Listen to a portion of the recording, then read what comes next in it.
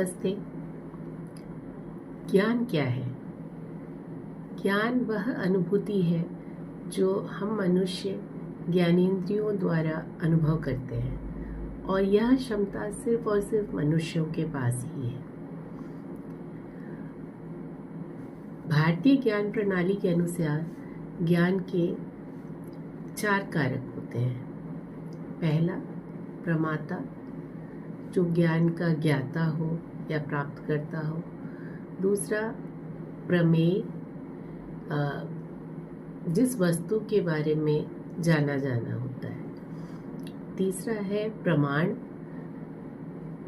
यानी कि ज्ञान प्राप्त करने का साधन। और चौथा है प्रमा, यानी कि वैध ज्ञान का परिणाम। भारतीय ज्ञान मीमांसा में 4 प्रकार के प्रमाण होते हैं। पहला, प्रत्यक्ष। दूसरा, अनुमान। तीसरा, शब्द। और चौथा, उपमान। तो आज मैं प्रमाण और उपमान के बारे में ही बात करना चाहती हूँ। प्रमाण के ये 4 प्रकार अलग अलग दर्शनों के अनुसार या अलग अलग मतों के अनुसार किसी दर्शन में किसी एक को या 2 को या कहीं कहीं 3 को और 4 को भी माना जाता है। जैसे चारवाक मत वाले सिर्फ प्रत्यक्ष प्रमाण को ही मानते हैं, जबकि बौद्ध और वैशेषिक मतों में प्रत्यक्ष और अनुमान का ही महत्व है।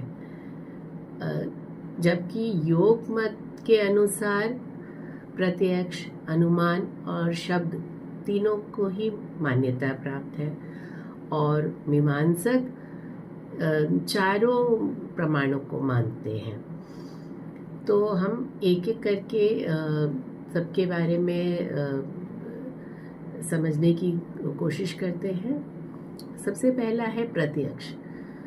प्रत्यक्ष सबसे सरल प्रमाण है, यानी कि जिसे हम अपने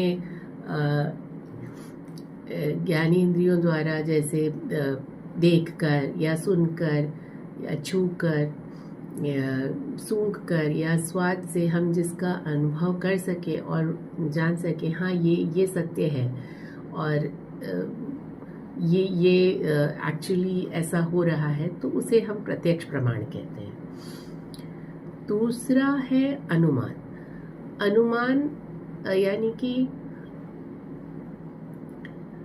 इन्फरेंस, यानी कि जो चीज़ नहीं है किंतु हम उसका अनुमान लगा लें। जैसे इसके लिए सबसे उचित उदाहरण होता है कि हम कहीं से या अपने घर से बैठे हुए दूर पहाड़ी पर अगर धुआं देखते हैं तो यह अनुमान लगा लेते हैं कि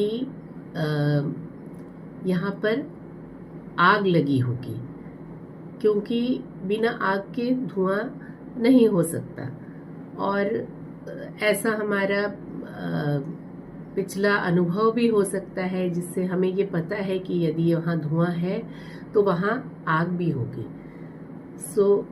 न्याय दर्शन में अनुमान का विशेष महत्व दिया गया है और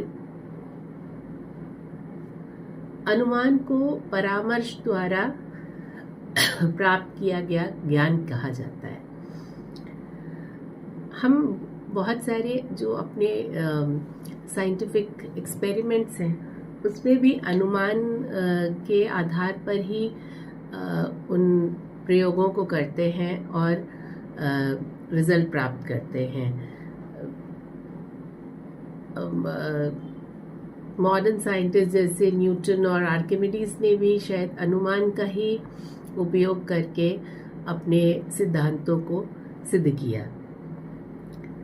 और तीसरा प्रमाण है शब्द। शब्द यानी कि किसी महापुरुष या किसी ऐसे व्यक्ति द्वारा कहे गए शब्द जिसका हम भरोसा कर सकते हैं। अर्थात किसी व्यक्ति ने निस्वार्थ भाव से कोई ज्ञान की प्राप्ति की हो और वह उस ज्ञान को हम पूरी तरह से सत्य मान सकते हैं या उस पर विश्वास कर सकते हैं, क्योंकि वह कठिन परिश्रम और पूरे शोध के बाद वह बात कही जा रही है। तो जैसे हम वेदों के बारे में कहते हैं, वेद चूंकि ईश्वर ही उसकी रचयिता है या वह स्वयंभू है, तो वेदों में जो भी लिखा है उस पर हम बिना संदेह के उसे मान सकते हैं। और अंतिम प्रमाण है उपमान। उपमान को सांख्य और वैशेषिक मतों में काफ़ी महत्व दिया गया है, जबकि बौद्ध मत में इसे नहीं माना जाता है। लेकिन उपमान यानी कि कंपैरिजन, हम किसी से जब तुलना करते हैं, यानी कि किसी एक परिस्थिति में जब कोई बात सत्य है तो उसको किसी और परिस्थिति में उसकी उपमा देकर या उससे तुलना कर हम दूसरी परिस्थिति में भी उसे सत्य मानते हैं। यानी कि जो यहाँ सत्य होगा वो दूसरी जगह भी सत्य होगा।